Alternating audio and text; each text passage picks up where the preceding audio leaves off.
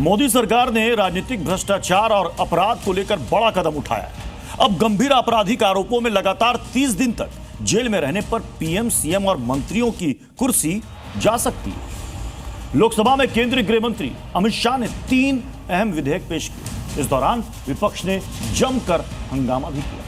विपक्षी सांसदों ने बिल के खिलाफ नारेबाजी करते हुए कॉपी फाड़ दी। आखिर कौन से विधेयक हैं जिनके पेश होने पर विपक्ष भड़क उठा है और इसे वापस लेने की मांग कर रहा है? इस रिपोर्ट में देखिए।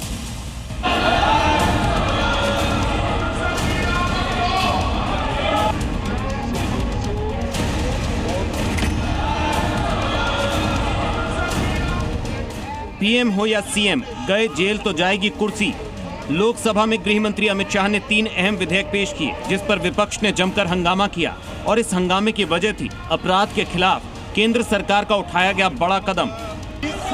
अमित शाह ने जो विधेयक पेश किए उसमें अहम बात यह थी कि गंभीर आपराधिक मामले में लगातार 30 दिन तक जेल में रहने पर प्रधानमंत्री, मुख्यमंत्री या मंत्री को पद से हटाने का प्रावधान है। शर्त यह है कि जिस अपराध के लिए हिरासत या गिरफ्तारी हुई है उसमें 5 साल या उससे ज्यादा की सजा होनी चाहिए। बिल के पेश होने के दौरान सदन में जोरदार हंगामा देखने को मिला और विपक्षी सांसदों ने वेल पर आकर नारेबाजी की। साथ ही बिल की कॉपी फाड़कर अमित शाह की तरफ उछाले। मैं इस बिल को संयुक्त समिति को सौंपने की दरखास्त करने वाला हूं। इस पर संयुक्त समिति जो राज्यसभा और लोकसभा पक्ष और विपक्ष सभी सांसदों की बनेगी, जो इस पर विचार करेगी और आपके सामने लेकर आएगी। कांग्रेस समेत विपक्षी दलों ने इसे संविधान विरोधी बताया। साथ ही आशंका जताई कि इसका राजनीतिक मिसयूज होगा। हालांकि बिलों की संयुक्त संसदीय समिति जेपीसी को भेजने की बात कही।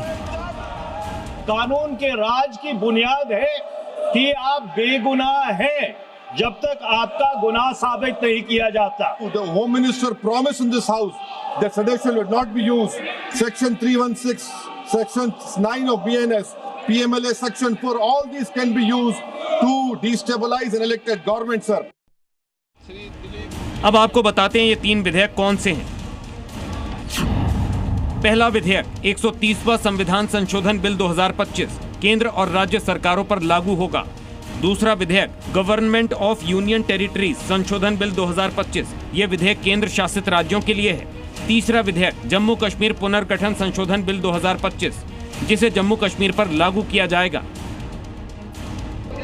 संसद में बिल की कॉपी फाड़ने पर बीजेपी ने विपक्ष पर जोरदार पलटवार किया है। अनुराग ठाकुर ने कहा कि आज साफ हो गया कि कौन भ्रष्टाचारियों के साथ खड़ा है। आज लड़ाई साफ है, कौन भ्रष्टाचारियों के और भ्रष्टाचार के साथ खड़ा है वो विपक्ष है, और कौन भ्रष्टाचार मुक्त पॉलिटिकल सिस्टम को करना चाहता है वो भारतीय जनता पार्टी एनडीए खड़ी है। इन विधेयकों का मुख्य उद्देश्य राजनीति को अपराधीकरण से मुक्त करना है। Bureau report. Item number 2020 Zee News।